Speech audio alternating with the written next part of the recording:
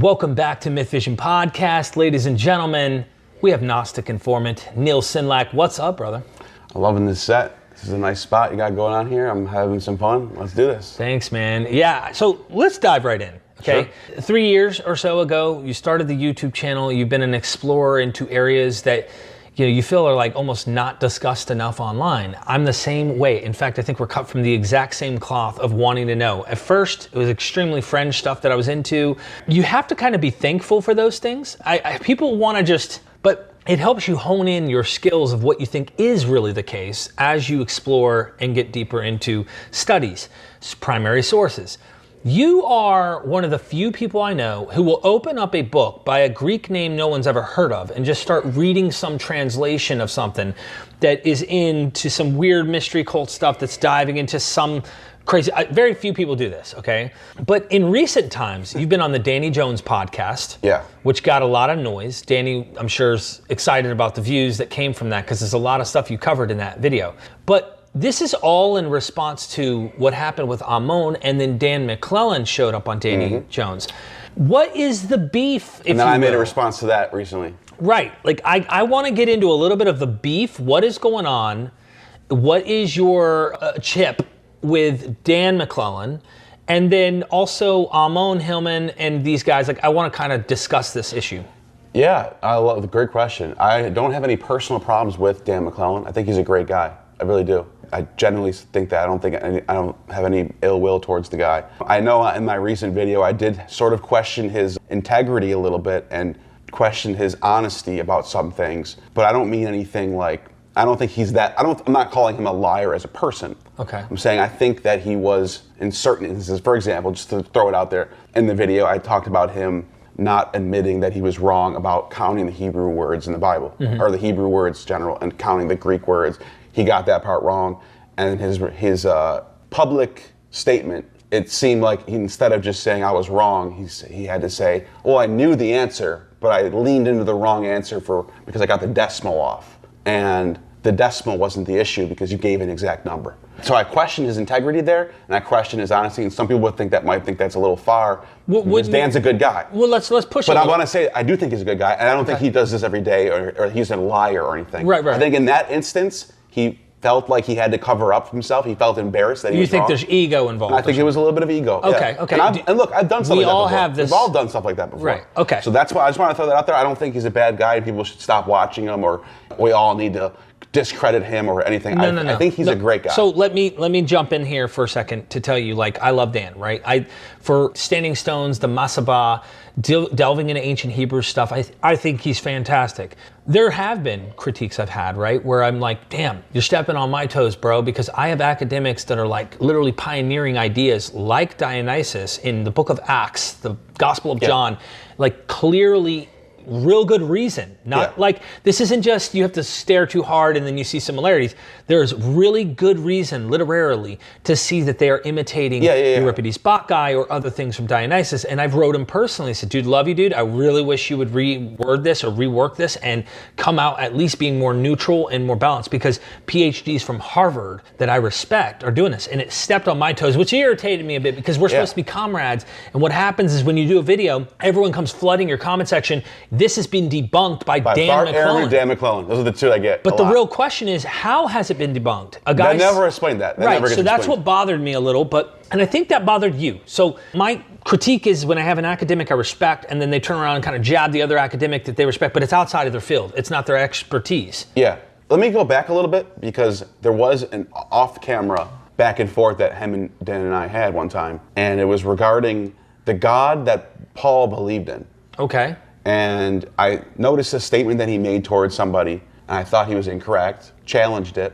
Maybe I went a little hard on this, but that's the nature of online. And I think he does this to other people. Okay. So I think it's fair game. Like, he calls himself a referee calling balls and strikes, as he said. Got it. So I think I'm just doing what I notice he does against other people. Right. Hey, you're wrong. This is absolutely asinine. He says this all the time. He uses the same language he uses. Okay. So I'm doing it. I'm playing the game. I'm jumping in the arena. I challenge his thoughts on Paul's monotheism. Now, when I say monotheism, you know what I mean by that. I don't have to say monotheism as it was defined by 19th century historians or 17th century English scholars. I don't Define what you mean for the audience. Christian monotheism is that there's one God who's in control of the cosmos, and there's lesser daemons or angels underneath that. It doesn't mean that there's not other divinities. Right. It doesn't mean that there's literally just one God, like deism almost, but like a personal one God. That gets defined later. Okay. And I think Dan was trying to import that definition onto Paul, and I don't think anyone was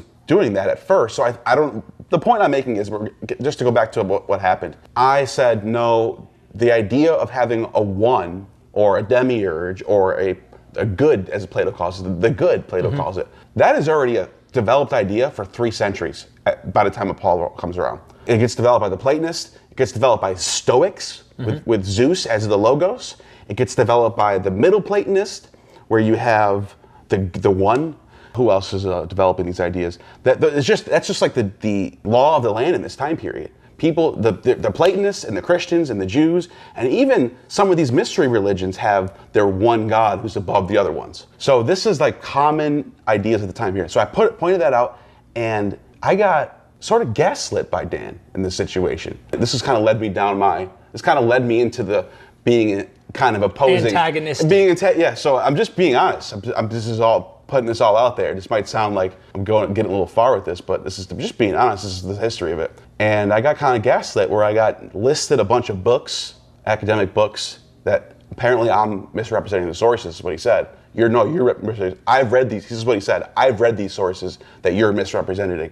If you want to know more about it, here's boom, boom, boom, boom, boom, boom, boom. Well, it turned out the first book that I opened up that he cited was saying exactly what I was saying, and it was citing books that I was talking about. Could it be misunderstanding in your opinion? Well, no, there was Jason. What is his position? Steelman his position on that? Do you remember what he was saying? If I steelman his position, what was he suggesting? Paul he was suggesting that he said that for Paul to believe in one perfect God that created the cosmos with lesser daemons or whatever underneath it requires creation ex nihilo, which to be honest, I don't even know how I would steelman that, because you don't need creation out of nothing to get a one. Okay. Creation out of nothing also develops over time, and it gets sort of like concrete stamped by Theophilus of Antioch. I think it's like 150, 160, something like that. I could be wrong, maybe 170. So in that sense, that would be like, okay, that's way after Paul.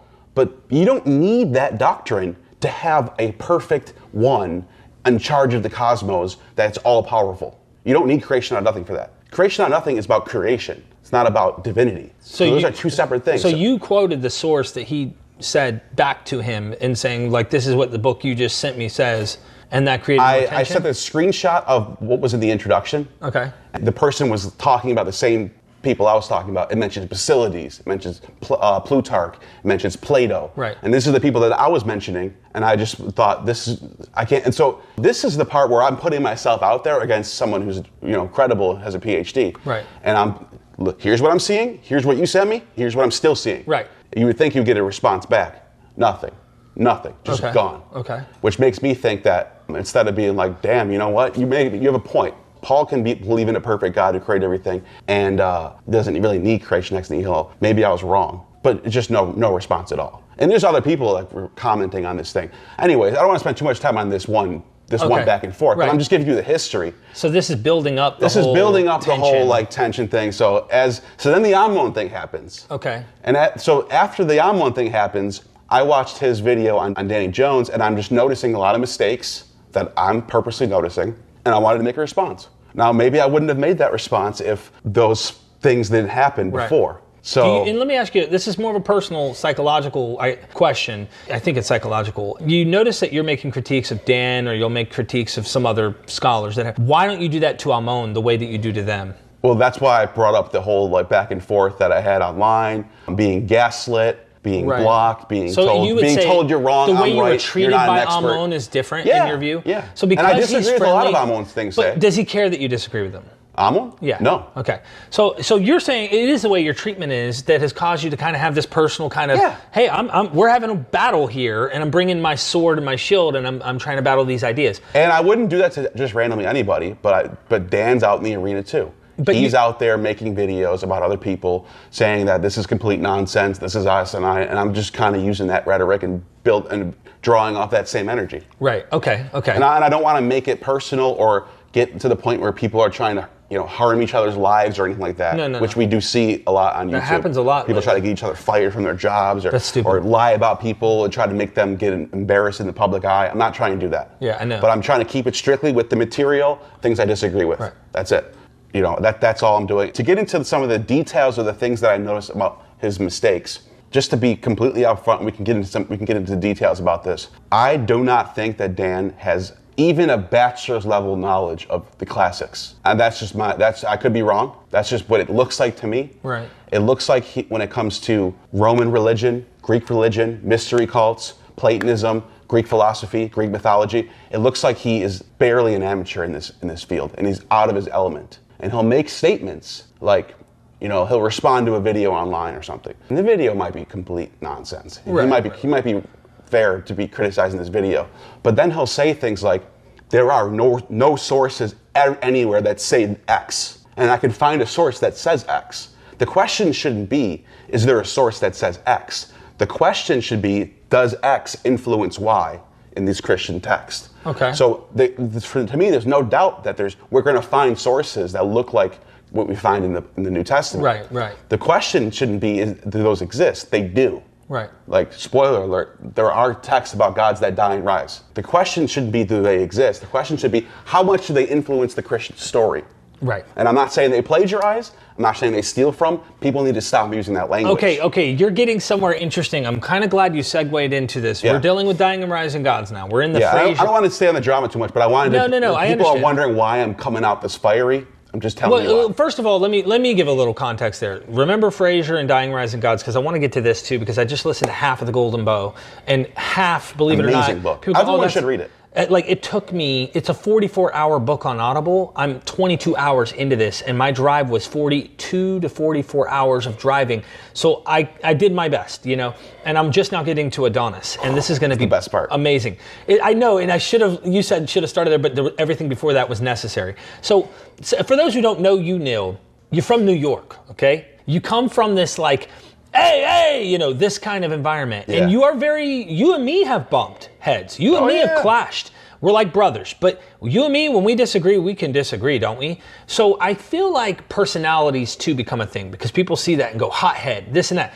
Yeah, you can be a hothead, Neal. When you're upset or you're fired up, you can be. But then the dust settles and you're able to communicate, and you're like, look, we're pressing you on this. We're debating. That's what happens when you debate. I think a lot of people interpret that about you wrongly and assume that's your character, or they overthink you have hate or animosity when you don't. You're doing what you would do at a football game. You're doing what you would do in your backyard when you have your friends in there having a podcast. You and me have done this. Now, I just want to say that as a character thing, that most people don't see that and interpret that in a positive way.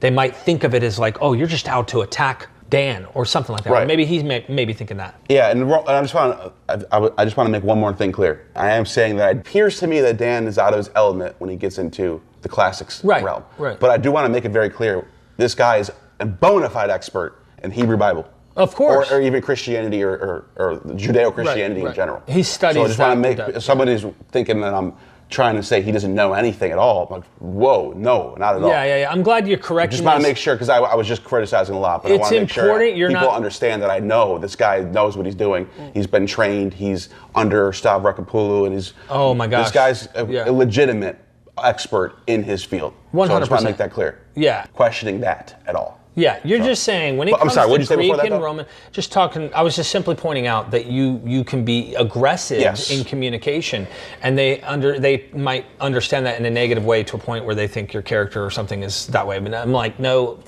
when he's in the argument. I am enjoying this all, by the way. So you're having fun. I'm having fun, and I hope Dan can have fun and do his responses to Amon and stuff and not take it all personally. It seems like he enjoys this because he's doing it on the TikTok. He's doing it he's responding to videos. He seems like this is the type of thing he likes to do anyway. Yeah. So if I'm wrong, reach out and say, hey, this is why you're going too far. Okay. But I just want to make it. I think this is not that we're not getting nasty, right? I don't think so. I mean, I think Does there's it look like tension. I'm getting a little nasty? I think there's tension. Yeah. I'm not that close to the fire, so I'm not getting burnt. Okay. But I think there's tension. I think that it could be reconciled. I think this can be easily resolved. The only problem is I think there is going to be ego involved and the arguments. And so let me give you an example. When we start talking about a category, when we disagree, we're guys, dude. I'm right, you're wrong. It seems to be a thing that we like to do. So you and him are disagreeing on monotheism. Is it Christmas stuff too that you and him are disagreeing on? Yeah, I think so. I don't know if we ever... No, well, a little bit. I think Dan. I don't think we ever got into Christmas stuff. Okay. But I am a person who holds to that. There's a lot of influencing from Roman culture, the Christmas season, the 12 days of Christmas. You know, I think there's a lot of influences from the Saturnalia season, the Ides of, or not the Ides of March, the Calends of January. That season never goes away. Right. I just think it becomes Christianized. I'm one of those people who do hold to that. For example, the Lord of Misrule. And people might you can look this up. The Lord of Misrule is a tradition that we find in German and I think French or even English. I think English too. But throughout Europe, they're doing this rite where they pick somebody to be the king of Christmas time, and it's usually someone from like the lower realms of society, and they put him up on a pedestal for the week, and he becomes. And we see this exact rite, and I'm using that word often, exact, but it's very close to what we find as from the king of Saturnalia, where they would take somebody from the lower realms of society, make them the king for the week during the week of right before leading up to the winter solstice. Right. So like we're talking about things that are like they're still doing these rituals. They're just Christianized now. Again, you and me have a little bit of trouble granting or even believing that these traditions are completely and totally ex nihilo without influence culturally. And I think that's natural to think that these celebrations, these festivities, or these particular celebrations that we're having, holy days, whatever, did not come up in a vacuum just out of nowhere. They are culturally influenced. They're watching the others who are practicing particular things and readapting, recontextualizing them into their own context. And this is the problem I saw that you had. So we're getting off topic from Fraser and Dying and Rising Gods. We really need to get to that before we get to you and History for Atheists and dealing with the whole Christmas issue. The thing I wanted to point out, and I pointed this out in the documentary about Dan, is that you're another mutual friend that we have, History for Atheists. Yeah. Tim O'Neill. Yeah. He does this too. I saw him do this in a paper that he wrote that I think was a dishonest paper that he wrote. It was a book review about a book about the Dark Ages. And when we talk about the Dark Ages, and I'll get back to the Dan thing, I promise. Okay. We talk about the Dark Ages. I just want to get this out the way first. We talk about the Dark Ages. It's already subjective because there's no way to measure dark and light ages. It's already subjective.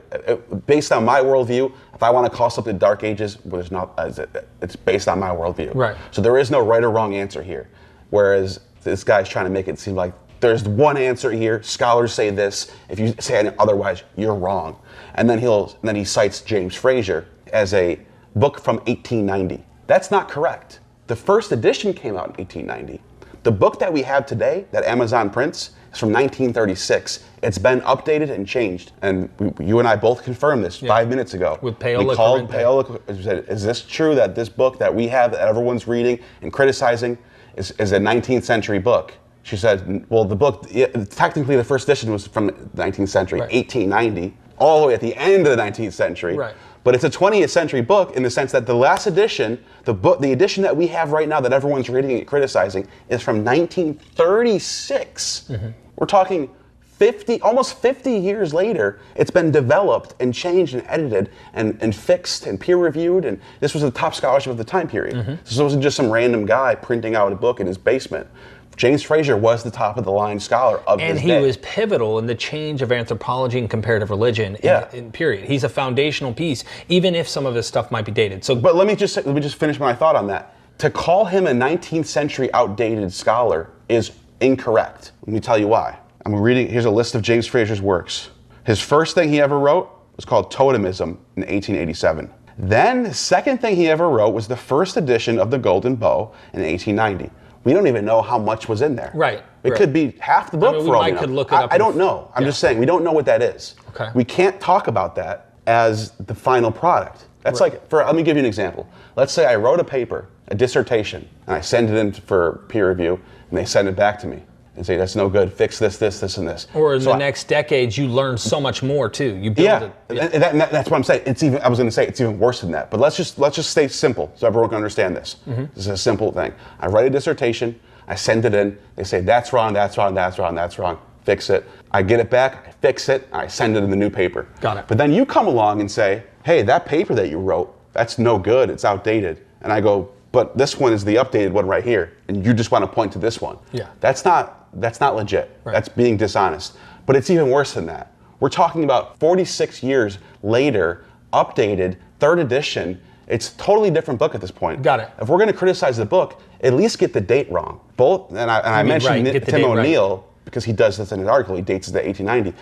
But that's what Dan says in the interview with Danny Jones. He says it's an outdated 19th century book. The Dying and Rising is an outdated anthropological model. The model in its final edition is from 1936, so it's actually technically a 20th century model. Right. Because it's being printed and peer-reviewed and accepted all the way in 1936. You don't go back to the oldest model. Right. You go to the updated one, the final product. So people keep calling it a 19th century. I've even heard people say 18th and 19th century idea. It's a 20th century idea. Yeah, it's still alive into the 20th. Even if it started earlier, it's still active and alive. And they act like it's completely gone extinct, like it's completely a bad category.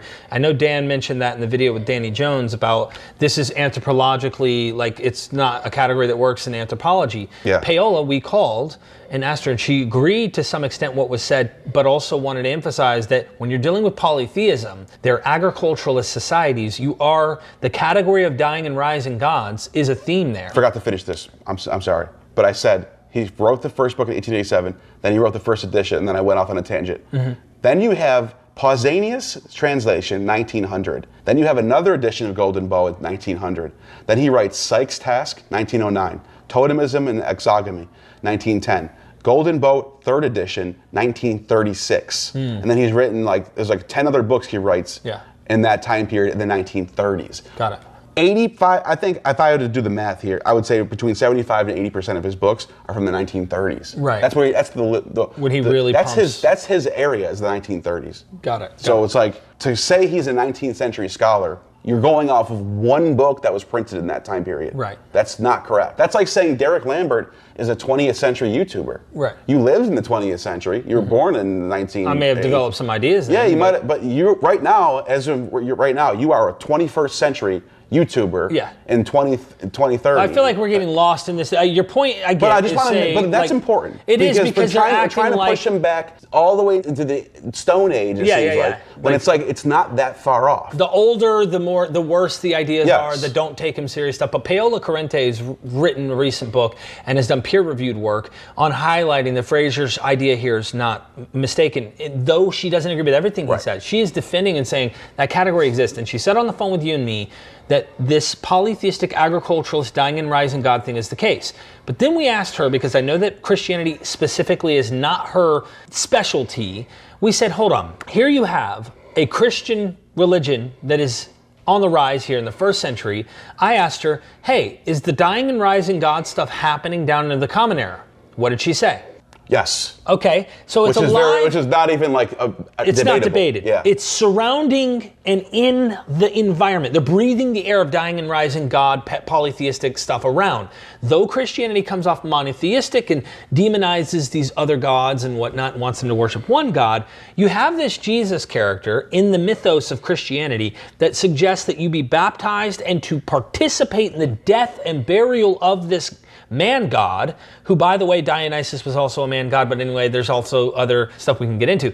You can then be risen with him, immortalized, and transformed. So the question then becomes, has it taken a new context? Has this agriculturalist dying and rising god theme now become part of a salvific cult? It's a different context, but it's still alive and well in a different context. Or do we have to then ex nihilo pretend this bubble of what we're seeing here, which we talked about being born again and stuff? Where is that in the Hebrew Bible? Where's any of that contextually found in Hebrew scriptures? I don't know where that is, but we can look to Greek and Roman antecedents and examples surrounding it where we see this at. And I just feel like that's ignored, and it shouldn't be ignored. It should be at least accepted. Just to make this abundantly clear, scholars like Jonathan Z. Smith have come along in the last 50 years and pointed out things about Frazier that are maybe are outdated. The category itself, as like we can systematically go through and put them all into this category. Right. We can't do that. No. They all have their major differences. They all have their own cultural things going on. But as pointing out these details of gods that die and come back to life, right, that's a thing. And it seems like the criticism of Frazier, people get to smuggle in, well, because Frazier wasn't perfect, then that means gods didn't die and resurrect. Right. But they did. Yeah. The question is Christianity being influenced by that? And that's what I'm trying to get people to understand. The question about did those things exist in the sources, that debate needs to be over. Yeah. Because they did. Yes. And we can find those primary sources. I show them on my channel all the time. Paola's written on this, by the way. Paola's written on this. We have Inanna going down into hell, or Carnegie, for 3 days, being dead on a hook, and then being sprinkled with the water of life. Josh Bowen talks about this. You have the oldest example of this, Inanna, being down in Carnegie, dead. Text specifically says this, and I'm referring to Samuel Noah Kramer's translation. People are going to be like, but you don't know Sumerian, how do you know this? All right, I'm appealing to Samuel Noah Kramer, one of the great Assyriologists of all time. His translation says that Inanna was dead for 3 days on a hook, transfixed on a hook, was sprinkled with the water of life by Enki. He sends the Gali down. They bring her up and resurrect her. Okay? She brings the dead up with her. Right. She raises the dead up with her, which in some Christian context, I don't know if the Bible specifically says this, but outside of the Bible, the culture of Christianity, and that matters. When we're talking about Christianity, we don't just talk about just what the text says. We talk about the culture. We talk about the rituals. We talk about the cults of the early Christian ecclesias. I want to talk about the whole thing. So you do get these traditions about Christ being in Hades for 3 days, and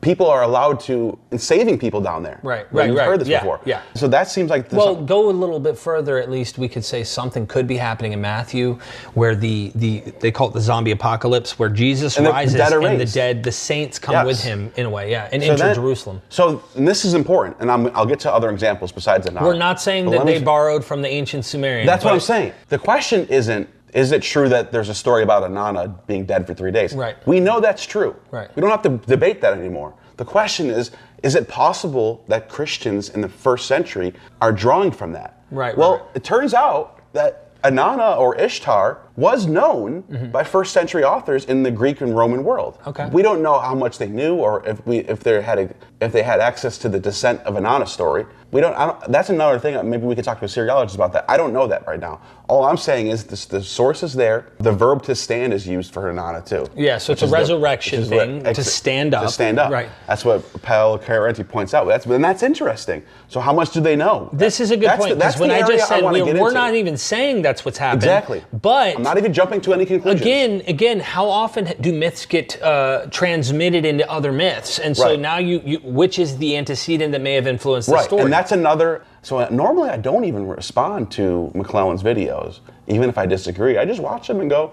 There was this one instance where they were talking about Christmas. So maybe there was a disagreement on Christmas. Okay. I remember it now. That's why I thought I couldn't remember, but you're right. I got blocked by him for this. Somebody was making a list of all the gods that were dead or born at Christmas. And it's wrong, obviously. Yeah. There's not. By the way, there is some truth to this, though, because if you read Macrobius' Saturnalia, Macrobius is arguing that all these figures, he says Adonis, Attis, I'm not kidding, he says Adonis, Attis, Asclepius, Pan, Apollo, and Dionysus are all born at the winter solstice. Okay. Which, obviously, he doesn't say December 25th, but he says winter solstice. He says there's a calendar where it shows the Dionysus and Apollo being babies. Right. And it says at the summer solstice, it shows them with long beards. It isn't like a direct, the language isn't like they were born on December 25th. Of course. But he is saying that they were born at the winter solstice, which at that time was December 25th. Remember, Gregorian calendar shift happens after this. Right. And the Gregorian calendar shifts the winter solstice, or the winter solstice from December 25th, which it was under the Julian calendar, to December 22nd. So technically, there is a source that does say these gods are born on December 25th. The problem is Macrobius is way later than the Gospels. So you can't make the argument that or not even just the Gospels, because the Gospels doesn't say Jesus is born on December 25th. That tradition comes in the 3rd century. Macrobius is after this. Got it. So the Christians are already doing the December 25th thing for Macrobius. So you can't say the Christians are copying them. And the Sol Invictus thing is, the Feast of Sol Invictus thing is also after the Christians. Okay, we're all agreeing there. But there is a source, there are sources, and Plutarch is one, mentioning the birth of the divine child, Harpocrates. Divine child, Harpocrates, his main story is his birth, being the child of Isis. He's also the one who redeems his father, Osiris, by avenging him and killing Set. But his birth is the most important central myth to Harpocrates. Right. He's a divine child. According to Plutarch, written right around the time the Gospels are being written, 110, maybe 100, maybe in the 90s, I don't know. Plutarch was around from 64 to like 120 or something like that. I think he lives right around the time the Gospels are being written. Okay. Contemporary with, before the Christmas tradition was in December. Of course. He says Harpocrates was born around the winter solstice. And so I pointed this out. Actually, no, I'm sorry. I don't even comment on these videos. I usually just let it go. I disagree with him. Whatever. Who cares? It's not a big deal. Someone else commented on the video, mentioned this source, and then Dan responded that this source is misleading somehow. And I was like, that's odd. And I pointed it out. How is this misleading? This is actually what Plutarch says. Here's the citation. Right. And then he responded and said, but it says around peri. So it's not on December 25th, it's around December 25th. Right. And that's what I just said, so what? You're telling me that Christians in the 3rd century, there's no way that they can be drawing influence from a story about a God being born around the winter solstice? Right. After all, and I pointed this out, the earliest sources that we have was that they marked his birth at this January 6th, according to Epiphanius, 12 days after the winter solstice. That shift to December 25th became because of the calculation theory. I think you can merge both of those together. So just so everybody knows what calculation theory is real quick, because you already know that we're in the deep waters. Yeah. Okay, help us out. Explain No, that. go ahead. All right. Go ahead. So the calculation theory is it's important you do it because Peter Nothaf has a paper on determining how the Christians got the date of December 25th by adding 9 months to the day of his death, which was March 25th, which was when the Passover Easter happened. time, yep. So they do this gestation period. They claim, this is what they say that other Romans during the time period, when great figures died, they would determine their births 9 months after their deaths. And because they're divinely chosen, like it's the fate that brought them here. However, it's very hard to find any examples of Romans that died on a day where they try to find examples. There might be a few, but it's not common. This isn't a big thing that everyone's doing. So it sounds like there's some apologetics going on by these early Christians. Or an etiological myth, maybe, of why. But what I'm saying is, I'm not doubting that they're doing this. What I'm saying is, I think it's possible that they had the influences from this divine child being born around the winter solstice, just as Macrobius points out. And I think they're drawing from that, but they're also calculating the 9 months. Right. Both. So they're I think both inventing a narrative about the birth of Jesus, but couched in the idea of being influenced by earlier examples of divine child. I think both of them can work together. Well, that doesn't sound ridiculous. You saw my Asherah And by the video. way, you know who agrees with me on this? Religion for Breakfast. Oh, wow. Andrew thinks that you can have both. Of course. You can have the calculation and you can have them drawing from, because you can get them close to December. Because Basilides lived in the 1st century. Basilides was a Christian, they call him a Gnostic. According to Clement of Alexandria, the Basilidians were the first people to celebrate the birth of Christ on January 6th. Right? Now this is crazy. So if you're already close to the winter solstice, and it's not odd that in the 3rd century, Christians are going to say, well, let's find out let's get this thing tightened up a little bit. He was dead on March 25th. Let's do the 9-month thing. And then you get the calculation. And that's another thing. The Basilidians text sort of disproves the calculation theory. Because how can they do a calculation if the calculation theory is true? Then why is Clement of Alexandria telling us that the Basilidians are celebrating his birth on January 6th? I thought they calculated this. So there had to have been a time before the calculation took place when they had a different date, January 6th. Maybe, yeah. Which, by the way, some Orthodox churches still do January 6th. And there's a lot that's happened on January the 6th that in other examples too, not just winter solstice. There are other cults that do. So Epiphanius points this out, and this is a later text from the 4th century, but Epiphanius is an encyclopedist. He was working in libraries. That's what he's known for. If you look him up, look up Epiphanius' works, he's written probably as much as Plutarch has. Like, this guy was the biggest writer of his time period. He was the chief librarian of the church. He was writing, he had access to sources. He's citing sources from the 1st century BC. That's how far back this guy's going in his writings. He's citing sources all the way back. And he mentions other cults.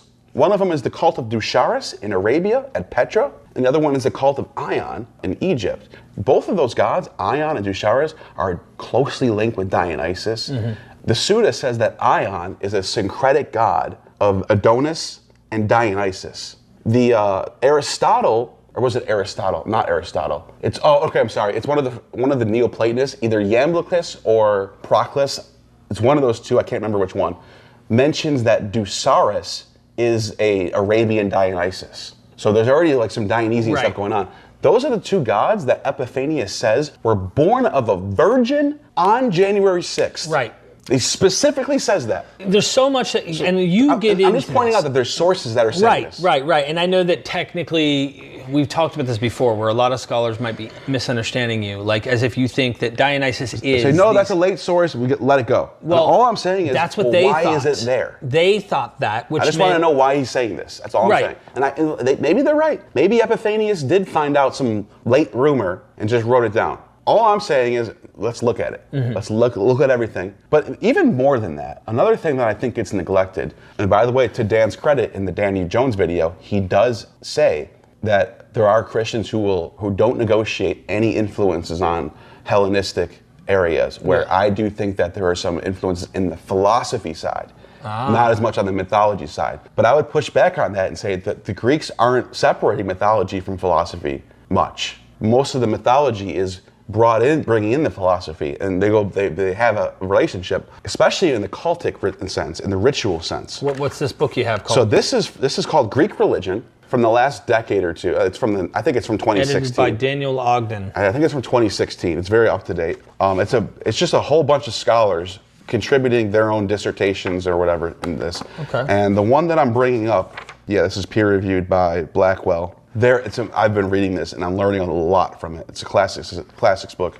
And so there's a passage in here an article from Kevin Clinton, an emeritus professor, classicist, who I just started getting into. And he says that, I'll just read the sentence from him. We refer to the festival as the Eleusinian Mysteries to distinguish it from the other mystery festivals in the Greco-Roman world. One of its legacies, mediated through Plato and Platonism, the philosophical side, is the mystery language of Christianity. Terms like mystical, mysticism, mystagogical, etc. all go back ultimately to the Eleusinian and ancient mystery cults. He doesn't beat around the bush. He just says it straight up. Yeah, so that's what we need. We need more of that, because we've had this question, is Christianity riffing in the same vein as mystery religions in some way? And this is why I was bringing that up. And that's why I make it clear, it's not plagiarism, it's not stealing from, it's not copying from, but it's also that they're all operating in the same cultural milieu. Right. So the technology, the technical terms they're using, the language they're using,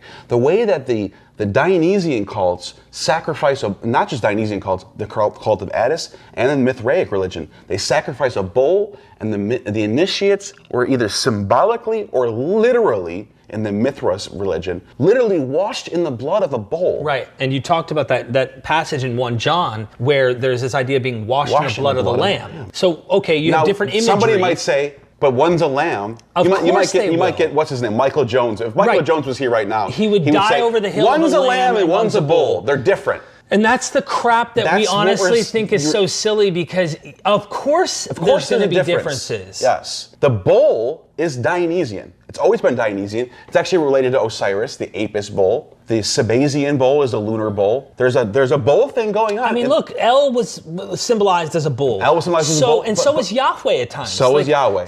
But here's the thing, though. There's a reason why the Christ thing is a lamb. Because of the Passover. Right. So they're Christianizing it. They're personalizing it. They're changing things. We're not disagreeing there. Yeah. All we're saying is there are cultural similarities and they're drawing from things. Well, they're drawing, and they're changing things, and they're even doing polemics. I want to go a little further, and I want to go with a little bit with Dennis McDonald here, because you've got different scholars, academics we respect, love to learn from, have different opinions. You know, you got Richard Miller, who's doing a much more, I would even say he's looking more at translation fable tropes. He sees cultural as well, like we talked about, but there's certain linguistic, symbiotic connections, he says, that are clearly signaling these things.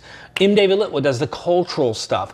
Dennis McDonald says, culture, I agree. These guys, I agree with you. These are more of a histories of religion approach. He goes, but we're not even focusing on the literary. He is much more thinking there is actual imitation, whether it's polemic or even in agreement with the source it's using, but that is literary. Yeah. So there's scholars out here who are saying, when you're doing mimesis, you're not Xerox copying plagiarism. No. You're reworking a well-established narrative into your own stuff. And this is what they might have been doing, and I think there's something to it. Clement of Alexandria wrote a famous book, and everyone should read it. It's one of my favorites, called The Protreptica. It's called, or Exhortation to the Greeks. And he's purposely doing this. He tells you he's doing this. He uses Dionysian language about satyrs and maenads in the country, playing their flutes and dancing and drinking wine. But he flips it and turns it into Christianizes it. He says, instead of drinking and having orgies, get sober and get saved in Christ. Right. And he said, he compares Christ to Orpheus. Orpheus is singing a song of, he calls it like a orgiastic song or something. He says, but Christ is singing the song of salvation. And he's using all the same imagery, and he's polemicizing the mysteries of Orphism, Dionysian Orphism. You know, it's all kind of overlapping each other. He's using the mysteries of Orphism, and he's Christianizing it. And that's a out-in-your-face example. Right. But as Dennis points out, the Gospels are doing this more subtly, where they're using the drama, the tragedy that we find in Euripides, that we find in Aeschylus, playwrights that they have. Or even in Homer. There's a lot of tragedy in Homer. Yeah. And delayed recognition. There's all sorts of fun stuff. The bard, the Gospel authors are coming at you like a bard, saying, curtains open, Christ enters the scene, John the Baptist, boom, next scene, this. It's almost like you're reading a play. Right. And it's almost like you're reading a tragedy. It ends abruptly. The women at the tomb terrified. Went and told no one. And William Attridge, is his name William Attridge? Is that his name? Yeah, William Attridge talks about how these are written like tragedies. And that's what they're supposed to be. That tragedy was the famous thing of the day. People love going to the theater. I think of Socrates, bro. Like he literally saw a theater? He drank the cup in no fear, faced death. He could have exiled, but he didn't. He chose death. Well, what does Luke do? Paints Jesus in this fearless manner, facing death. Of course, he sweats blood, but scholars like Bart Ehrman, whose textual criticism, and notice we're in his expertise, we like him for what his expertise is, he will highlight how some of the sources don't have the certain elements that we find in the narratives we have today. So like they're adding, he's sweating with blood, or like they add this like fleshly component, because Luke's original version before that may not have had him sweating blood at all, may have had him much more Socratically facing death, which I think a lot of what we call Gnostics like to emphasize and stuff. So there's all sorts of stuff to emphasize there. And so the focus at the time period is on salvation. That's what these mystery religions have all in common. Right. They have a baptism. A lot of these mystery religions, Samothrace, Eleusis, there's some sort of water immersion ritual. And it's called baptism. That's what the word is. Baptist means to dip. Dip. That's all it is. There's that. There's usually some sort of drink or food involved, like a Eucharist, right? The Eleusinian Mysteries has the koukeon. The Persian Mysteries has the haoma drink. The Vedic Mysteries has their soma. So there's there's a lot of that going on where there's some sort of ritualistic drink consumption. There's the phrase in the Eleusinian Mysteries, I drank from the cup. I no longer fear death. Right, and by the way, for anyone who's interested, again, we're going to kind of like go blast into the past. You just brought up Inanna earlier, right? The water of life, right? They sprinkle on her. Well, notice if you go back to the ancient Adapa myth where he goes up to heaven and Enki says, listen, they're going to give you the food and drink of death. Don't drink or eat it. When they get up there, Anu goes, how did Enki trick you? This was eternal. We were giving you the food and drink of immortality. Notice that there's this immortality motif, and then what does Jesus say? You must eat my flesh, drink my blood to live forever. It's the same very ancient concept of the food and drink of life, but repackaged and continuing in the motif of the New Testament. And it's The main center and focus of these mystery religions, and I think Christianity also has this too, is the focus on hopes for an afterlife. Right. And this is what Socrates says about the Eleusinian mysteries. And this is coming from that same book, from that same scholar. Yes, from the same exact article. The participants in which we have sweeter hopes concerning the end of life and all time. Tu sompantos ionos. For all time. Ionic life. Yeah. Christ talks about ionic life. Yep. Our city was so reverent and generous that when it possessed such great good things, it did not begrudge them and others to let them share in things when it was received. So he's basically saying, like, how great are these mysteries? He uses the word mysteries, that they give people hopes in an afterlife, hopes in eternal salvation. I mean, that's the focus of the time period. These are competing cults. They're trying to sell people hopes for a better afterlife. Right. You know, it makes sense. This is what was going on at this time period. So just balance it back on track, because you brought up, most of this was discussing your beef with Dan, or at least your contentions. Where can we go from here to correct things or to make things better in your view? Because I don't know if there is seeing eye to eye on some of this material. There's nothing we can really do. It's just we disagree on things. I'm pointing out what I see. I'm also putting myself out there with this documentary that I just dropped, whatever it is, rebuttal video about Dan. Maybe he thinks that I'm wrong. Respond. Right. I've been waiting for something like that for a while now. You know, guy seems to be very much able to respond to TikToks and videos that if I'm saying something and I'm wrong, say it.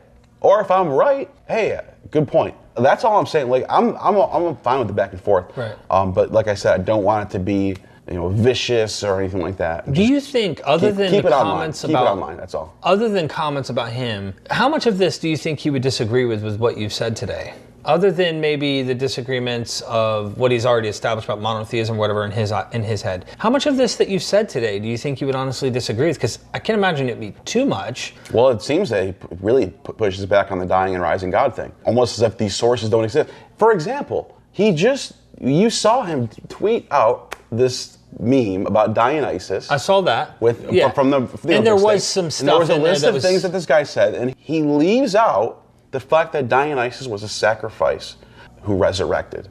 That's one of the most central things to Dionysus. He's called the bull who fell into the milk. There's Orphic tablets. These golden Orphic tablets, they're famous. They're found all over ancient Mediterranean. People bury themselves with them. They bury themselves with little passages from Orphic hymns, calling out to Dionysus in hopes that they can be revived like he was. So they're little Orphic hymns referencing the death of Dionysus being torn apart by the Titans and resurrecting, and them hoping to have the same result. Right. Dionysus was a resurrection god. Right. To leave that one detail. I guess we can disagree on the details about, I was going to say, let's agree. The 12 disciples. He had 12 disciples. Crown of thorns. He had a crown of thorns. Right. Why do people keep bringing that up? These are all little minor details. They're all specifically for Christianity. Let's get into the bigger cultic, the ritualistic, what's behind it all. Okay. That's what I'm looking at. Dionysus is a god of life. He represents the swelling of fruits. He's not just a wine god. Not just a wine party god. People who say that just don't know anything about Dionysus. Read about him. Read about his myths. Read about some scholars that read about him. He's not just a wine god. He's a god of the swelling of the fruits, the growing of the crops, a life god, a resurrecting god, a god of rebirth. He is a resurrection god in a lot of ways. And the fact that they wore these amulets in this particular Orphic setting clearly shows this is bigger than just agricultural, but that they had an actual salvific significance. That's what the Orphics were doing with the Dionysian religion. They were taking it from its agricultural origins that go back to the Bronze Age. Making it a personal, they were making it spiritualized, and they're influenced by these Pythagorean philosophers. Right. So like I said, that's what I was saying. You can't really separate the philosophy from the mythology, especially with these Orphics. As Walter Burkitt points out, Orphic and Pythagorean are almost the same thing. Right. You could put a dash there, Orphic Pythagorean, Orphic dash Pythagorean. Like they're literally like, it's almost like Judeo-Christianity. They're within the same. Let me ask you a more personal, this is no more sources. We're going to wrap up this video here in just a second. I just need to ask, do you feel that as someone who's researching this deep, you take this stuff serious, you're serious about it like I am. Do you feel a little bit like, here's this person who's putting himself in a place of authority in the arena in which we also want to coexist, but he has the answer. He's almost like the Bible answer man, except he is like the answer man of all these things. Let's quote what he actually said is in the interview. He says, I started joining TikTok, and I noticed there's a lot of misinformation out there, which we all agree with. I totally agree. But he says, I wanted to put myself out there as the referee calling balls and strikes. Okay, so he's doing that. So and a he's lot doing of it, you would say he's right. Yes. The thing is you think he has crossed over into arenas that really he shouldn't have If you're made gonna these jabs. make yourself the guy calling balls and strikes, at least know the subjects in which you're criticizing. Okay. That's what I'm saying. Or at least know them better, because you're saying, like, for this one, you feel in this one Dionysus one. Let's just It use seems that like as it's example. more of his own emotional response than it is that he checked into the details of the sources. Okay. It bothers you, in a way, to see someone who's putting themselves as an authority of being right into an area where you think you've read way more on this stuff than he has. I would confidently say that. And so, for example, getting the name Semele wrong. The mother of Dionysus, her name's Semele. right. He said Samil in one of his recent videos. So you don't even know the name of the. That's like saying I'm an expert in Star Wars, and I'm like, and then you're like Jabba the Hutt. Like wait, what? You don't even know who Jabba the Hutt is? You're an expert in Star Wars? Right. You got to know the names at least. You have to, not knowing who Lucian is. I know I'm nitpicking here. Normally I wouldn't nitpick like this for anyone else. For some random scholar getting things wrong, I don't care. Right. But if you're going to make yourself the umpire calling balls and strikes, and you don't know these basic things, Lucian is just as important as Plutarch, but just as important as Cicero. He's one of the main authors of the 2nd century who gives us information about religion. Right. He's writing specifically about religion. He writes the De Syria, which was translated by William Atridge, by the way. Great translation. The Mysteries Handbook. That's where you can get the translation for it. That book tells us almost everything we know about Arabian religion in the 2nd century Roman period. Right. Other than, if we didn't have that book, we'd only have archaeology, because the Arabs were not writing stuff down. So Lucian is you have to go through Lucian to know about Arabian religion in the 2nd century. So to not know Lucian, or to not know what the Hilaria festival is, and to look at, and when someone tells you about the Hilaria and you go like this, like you've never heard about it, then you should not be the umpire. You just this is just not your field. Or just say that isn't something I do. That's something I don't study. That's it. And we don't know. I don't know everything. Right. You don't know. Nobody knows everything. Right. I would never go and start talking about quantum physics or mathematics or philosophy biology in depth, or modern philosophy. philosophy, Yeah, I don't know if William Kant or Hegel. I don't know any of that stuff. Right. You know, and I barely would even put myself out there to call strikes and balls and strikes about the stuff that I do read about. I don't normally do that unless it's something that I really feel passionate about or something that I really feel confident on. Mostly I'm not doing this. This is I've only made a few videos like this, one with Richard Carrier, one with Ralph Ellis, and then this one. Yeah. That's it. So I'm not normally doing this. I'm not normally, I do debate Christians a lot. Yeah. But that's just whatever. Let us know what you think in the comment section, your thoughts, your critiques, what you think about the situation. And anyway, at the end of the day, this has been an interesting discussion going into some of the beef, if you will. And this might be the closing of it too. This might be the end of it. So yeah. Hopefully that is. But we'll see. I'm open for responses. Yeah. If you're wrong, it'd be cool to see some. If I'm wrong, I'd be. If it's you got me, you got me. It is awesome. what it is. Well, thank you, everybody.